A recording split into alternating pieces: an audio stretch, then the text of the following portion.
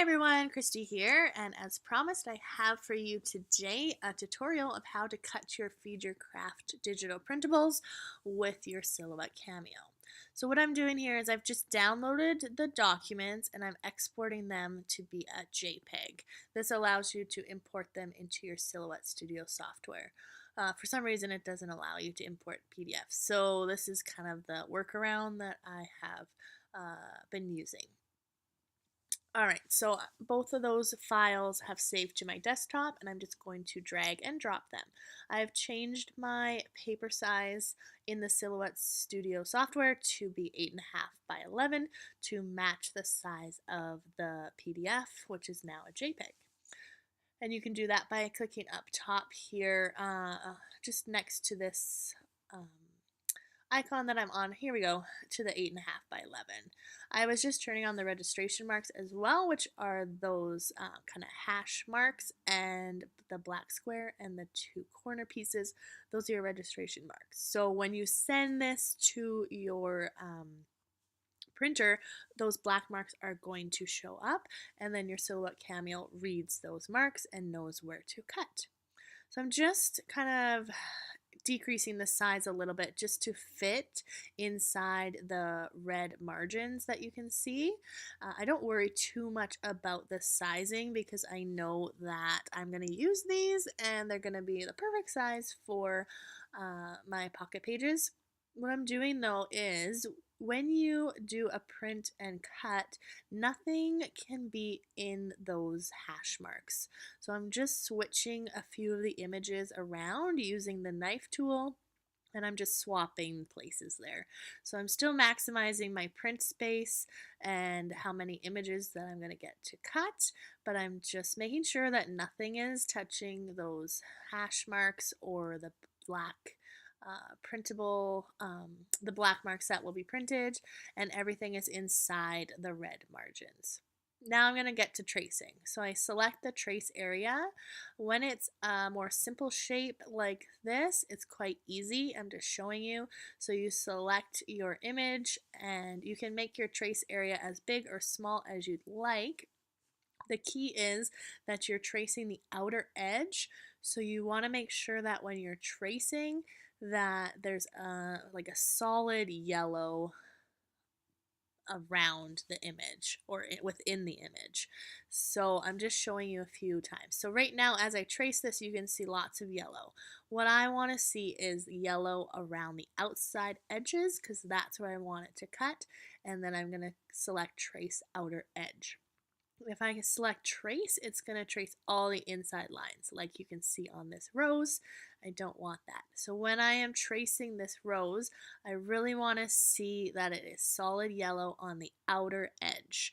The inside edge, sorry, the insides don't really matter, but you want to play around. Most of the time you can play around just with the high pass filter, but you may also need to move down to the low pass filter, which I'm doing now, or the threshold will also help you. So here I've just upped the high pass filter and moved the low pass filter up just a touch, and then it's going to trace the outer edge of that rose. So you can carry on with that for most of the images. Some images are going to give you a bit of a trickier time, like this tea bag. So this tea bag traced really well, but I know that when I go to cut this tea bag, that string on the tea bag is just going to be too thin for my liking. It probably still would work, but it's going to be quite thin where that black line is. So instead I'm going to use my pencil tool. And when I did this for real, when I cut it without recording, of course, it looked way better than this. But I feel like as I'm recording, it feels very rushed and I'm not really taking my time. So just, you gotta slow down. You don't make it look like this, but take your time and trace around it. Of course, I'm happy with anything that I don't have to cut myself, so you can do a bit of a workaround here. So I have opted to leave some white space kind of in behind the tea bag string, and I'm just gonna cut that. Another image that's a little bit trickier here is this floral piece. Because all these flowers are kind of disconnected, to trace this would cut all of those pieces individually, and I want it as a larger cluster of flowers. So I'm just again going to use my pencil to trace around it.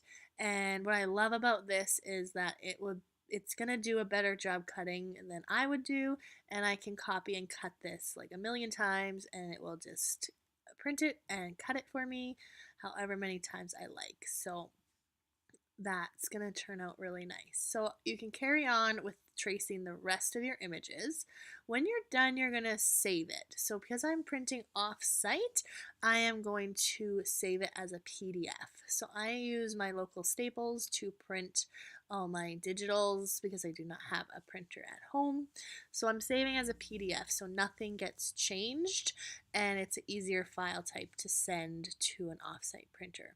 So now I have the Silhouette Studio file as well as the PDF for those for that one. Now I'm moving on to the cards and bonus die cuts.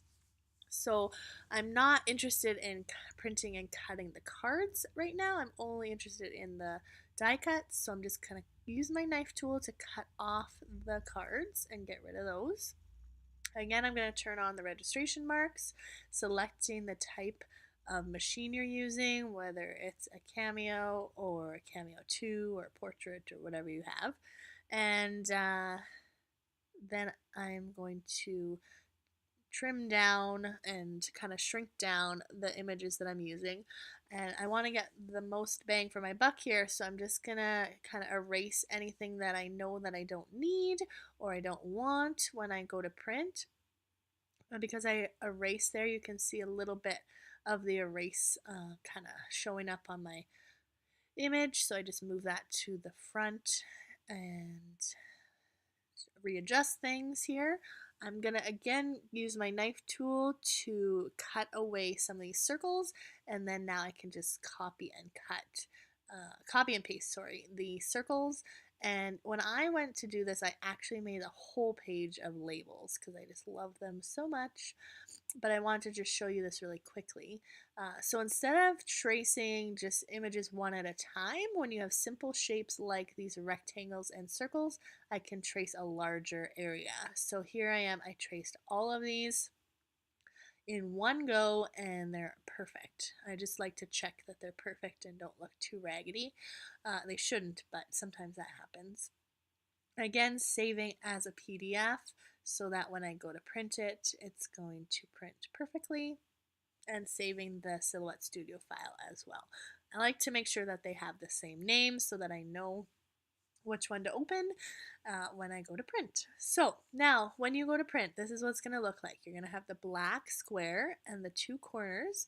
As you load this into your machine, the machine's going to read those marks and know where to cut.